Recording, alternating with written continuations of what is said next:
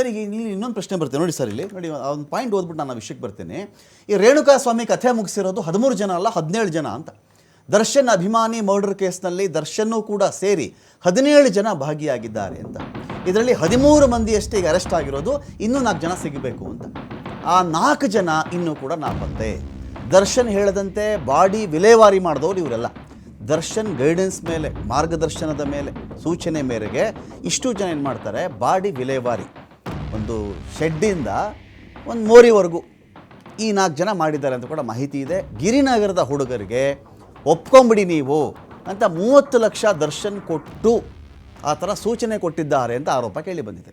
ಗಿರಿನಗರದ ಹುಡುಗರನ್ನ ಕರೆದು, ನೋಡಪ್ಪ ಬಾಡಿ ವಿಲೇವಾರಿ ಮಾಡಿಬಿಡಿ, 30 ಲಕ್ಷ ಕೊಟ್ಟುಬಿಡಿ, ಇದೆಲ್ಲ ಕೇಸಲ್ಲಿ ಮುಗಿದ ಮೇಲೆ ನಿಮ್ಮ ನಸೀಬೇ ಚೇಂಜ್ ಆಗುತ್ತೆ ಅಂತ. ಅಲ್ಲಿಂದ ನಿಮ್ಮ ಭಾಗ್ಯದ ಬಾಗಿಲು ತೆರೆದು ಬಿಡುತ್ತೆ, ನಿಮ್ಮ ಅದೃಷ್ಟದ ಬಾಗಿಲು ತೆಗೆಯುತ್ತೆ ಅಂತ ದರ್ಶನ್ ಹೇಳಿದ್ರು ಅಂತ ಮಾಹಿತಿ. ಕಾರ್ತಿಕ್, ರಾಘವೇಂದ್ರ, ನಿಖಿಲ್ಗೆ ದರ್ಶನ್ 30 ಲಕ್ಷ ಕೊಟ್ಟಿದ್ರಂತೆ. ಎಷ್ಟೇಳಿ? 30 ಲಕ್ಷ. ಇದೊಂದು ಆಗ್ಬಿಡಿ, ಒಪ್ಕೊಂಬಿಡಿ ಈಗ, ಆಮೇಲೆ ನಿಮ್ಮ ಭಾಗ್ಯದ ಬಾಗಿಲು ತೆಗೆಯುತ್ತೆ. ಈ ಭಾಗ್ಯದ ಬಾಗಿಲು ತೆಗೀತಾ ಇದೆಯಾ ಇಲ್ಲಿ, ಅಥವಾ ಇಲ್ಲಿ ಪೊಲೀಸ್ ಕಸ್ಟಡಿ ಬಾಗಿಲು ತೆಗೀತಾ, ಇವತ್ತು ಗೊತ್ತಾಗ್ತಿದೆ ಅದು. ನಿಮ್ಮ ಕೋರ್ಟ್ ಕೇಸು, ಬೇಲ್ ಖರ್ಚು ನಾನಿದ್ದೀನಿ, ನಾನು ನೋಡ್ಕೊಳ್ತೀನಿ, ಐ ಆಮ್ ದ ಬಾಸ್.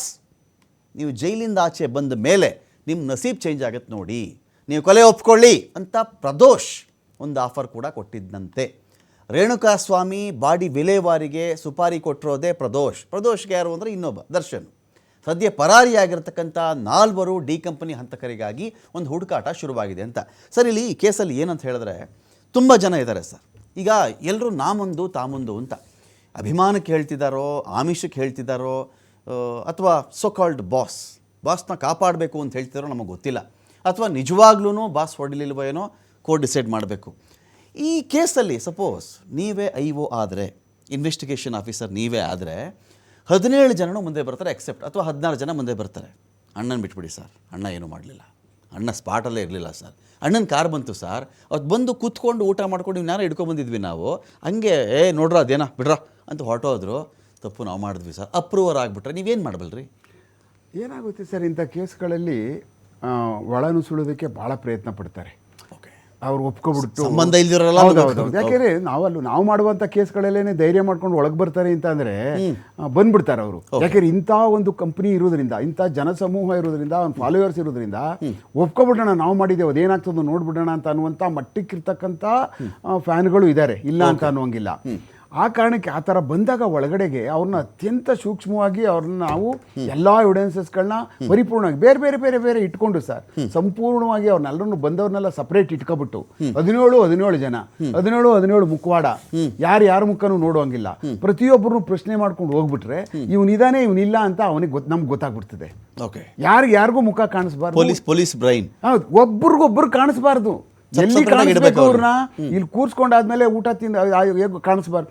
ಅವ್ರನ್ನ ಕೋರ್ಟಿಗೆ ಪ್ರೊಡ್ಯೂಸ್ ಮಾಡ್ತೀವಿ ನೋಡಿ, ಕರ್ಕೊಂಡೋಗಿ ಅಲ್ಲಿ ಮುಖವಾಡ ಹಾಕೊಂಡು ಕರ್ಕೊಂಡು ಹೋಗ್ತೀವಲ್ಲ, ಅಲ್ಲಿವರೆಗೂ ಪ್ರೊಡ್ಯೂಸ್ ಮಾಡುವವರೆಗೂ ಯಾರನ್ನ ಕರ್ಕೊಂಡ್ಬಂದವ್ರೇನು ಅಂತ ಗೊತ್ತಾಗಬಾರ್ದು.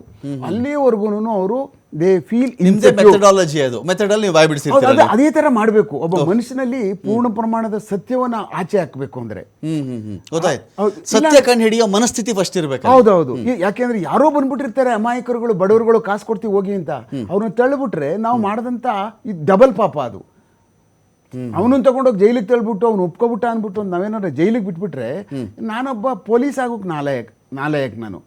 ಆಮೇಲೆ ಯೋಚನೆ ಮಾಡಿ, ಅಯ್ಯೋ ಇವ್ನು ಇರ್ಲಿಲ್ವಂತೆ, ಅವ್ನು ಹೋಗ್ಬಿಟ್ಟ ಅಂತ ಅನ್ನುವಂಥದ್ದು ಕೊರಗಿದೆಯಲ್ಲ, ಅದು ಮನುಷ್ಯನ ಜೀವ ಕಾಡ್ಬಿಡ್ತದೆ. ಯಾವುದೇ ಕೇಸ್ ಎಲ್ಲಾದರೂ ಪರವಾಗಿಲ್ಲ. ಈ ಕೋಲ್ಕತ್ತಾದಲ್ಲಿ ಧನಂಜಯ್ ಚಟರ್ಜಿ ಅಂತ ಸರ್, ಈ ಕೇಸು ನಿಮಗೆ ಗೊತ್ತಿರುತ್ತೆ, ಬಹಳ famous case. Apartment security guard ಆ ಮನುಷ್ಯ, ಅಲ್ಲಿ ಫಸ್ಟ್ ಫ್ಲೋರ್ ಸೆಕೆಂಡ್ ಫ್ಲೋರ್లో ಒಂದು ಹುಡುಗಿದು ಅತ್ಯಾಚಾರ ಆಗಿಬಿಟ್ಟು ಮರ್ಡರ್ ಆಗಿಬಿಟ್ಟಿರುತ್ತೆ. ಆ ಕೇಸಲ್ಲಿ ಇವನ ಸೆಕ್ಯೂರಿಟಿ ಅಲ್ಲಿ ಸ್ಪಾಟಲ್ಲಿದ್ದ, ಆ ಮಹಡಿಯಿಂದ ಇಳಿದು ಬರ್ತಿದ್ದ ಅಂತ ಸಾಂದರ್ಭಿಕ ಸಾಕ್ಷಿಗೆ ಅನುಗುಣವಾಗಿಯೇ ಆ ಮನುಷ್ಯನ ಕರ್ಕೊಂಡೋಗಿ ಗಲ್ಗೆ ಹಾಕ್ಬಿಡ್ತಾರೆ. ಆ ಗಲ್ ಹಾಕ್ತಕ್ಕಂಥ ವ್ಯಕ್ತಿ ಇರ್ತಾನಲ್ಲ ಸರ್, ಆ ವ್ಯಕ್ತಿ ಆಮೇಲೆ ಎಷ್ಟೋ ವರ್ಷ ಆದ್ಮೇಲೆ ಗಲ್ಗೆ ಹಾಕಿದ ಮೇಲೆ ಇಂಟರ್ವ್ಯೂ ಮಾಡ್ತಾರೆ ಅವನ್ನ. ಆ ಒಬ್ಬ ಮನುಷ್ಯ ಮಾತ್ರ ತಪ್ಪು ಮಾಡಿರಲ್ಲ ಅಂತ ಅನ್ನಿಸ್ತು ಅಂತ.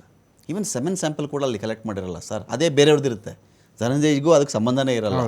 ಅಲ್ಲಿ ಕಾಣಿಸ್ತಿದ್ದ ಅನ್ನೋ ಕಾರಣಕ್ಕೆ ಅವ್ನು ಗಲ್ಗೆ ಹಾಕ್ಬಿಟ್ಟಿರ್ತಾರೆ. ಅಂದರೆ ಆ ಪಾಪ ಪ್ರಜ್ಞೆ ಕಡೆಯವರೆಗೂ ಆ ಮನುಷ್ಯ ಹೇಳ್ತಾನೆ, ಅವನನ್ನು ಗಲ್ಗೆ ಹಾಕಿದಾಗ ಮಾತ್ರ ನನಗೆ ಬೇಜಾರಾಯಿತು, ಉಳಿದವ್ರು ತಪ್ಪು ಮಾಡಿದ್ರು ಅಂತ ಅನ್ನಿಸ್ತು, ನನಗೆ ಅದ್ರ ಬಗ್ಗೆ ಏನು ಬೇಜಾರಿರಲಿಲ್ಲ ಅಂತ. ಸೊ ದಟ್ ಇಲ್ಲಿ ಏನಾಗುತ್ತೆ ಅಂತ ಹೇಳಿದ್ರೆ, ಇಂಥ ಕೇಸ್ಗಳಲ್ಲಿ ಸರ್, ಈಗ ನಿನ್ನೆವರೆಗೂ 13 ಜನದ ಕಥೆ ಇತ್ತು, ಇವತ್ತು 17 ಆಯಿತು ಸರ್, ನಾಳೆ 23 ಆಗ್ಬೋದು.